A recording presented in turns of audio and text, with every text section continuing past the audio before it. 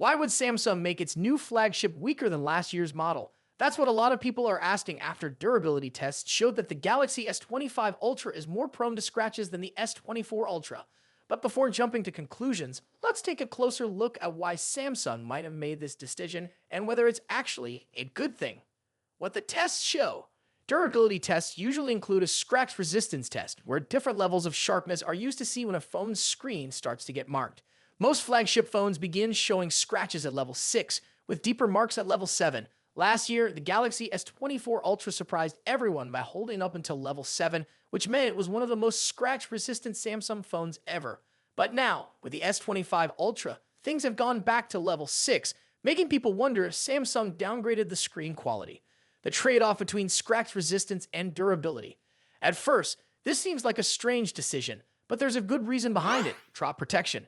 When glass is made more scratch resistant, it also becomes harder and more brittle. That means if you drop your phone, it's more likely to shatter. On the other hand, a screen that's softer and less resistant to scratches is less likely to break on impact.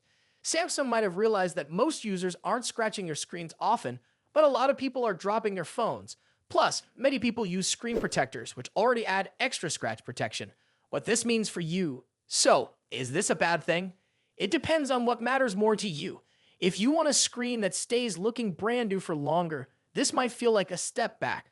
But if you made paying for screen replacements, the S25 Ultra could actually last longer than the S24 Ultra when it comes to accidental drops. This year, Samsung focused more on AI features rather than making big changes to the hardware. So if durability was your main concern, you might not find the upgrade worth it.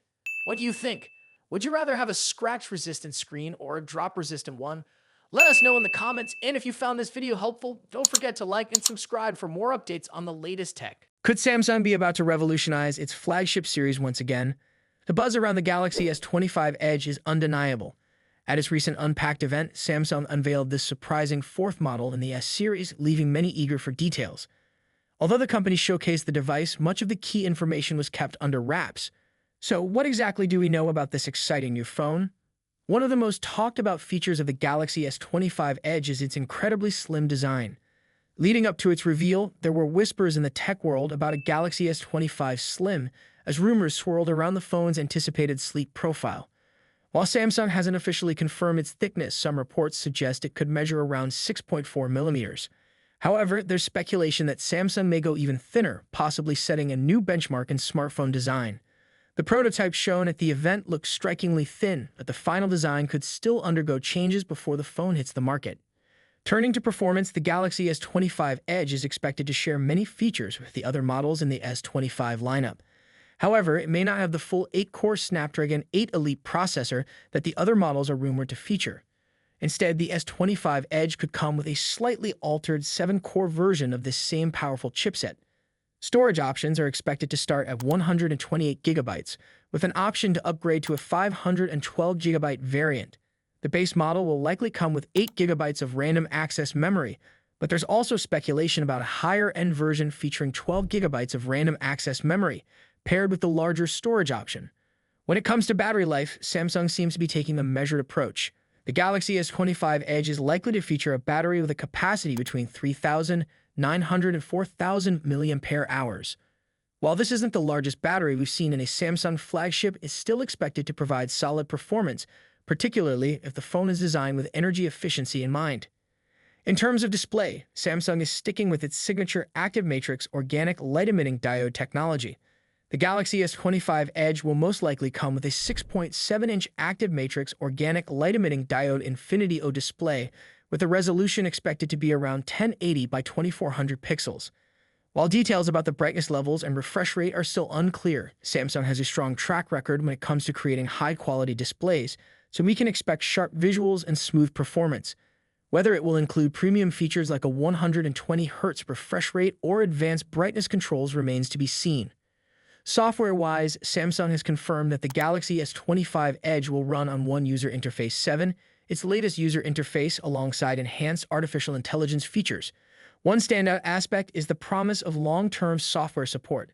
Samsung has pledged 7 years of operating system updates, making the Galaxy S25 Edge a reliable option for users who want a phone that stays up to date for years to come. Let's move on to the cameras, which are another area where expectations are high. Early rumors suggested that the Galaxy S25 Edge would feature an impressive 200-megapixel primary camera and a 50-megapixel ultra-wide lens. However, recent leaks indicate that the phone may feature a 12-megapixel ultra-wide camera alongside the 200-megapixel main sensor. The prototype shown at the Unpacked event only featured 2 rear cameras, which might be disappointing to photography enthusiasts hoping for a more versatile setup. On the front, the device is expected to include a 12-megapixel selfie camera. A major question still lingers: will the Galaxy S25 Edge be available worldwide? Samsung has yet to confirm its global release plans, but some reports suggest the phone could launch in April. As for pricing, while no official figures have been announced, the Galaxy S25 Edge is expected to be priced between the Galaxy S25 Plus and the Galaxy S25 Ultra.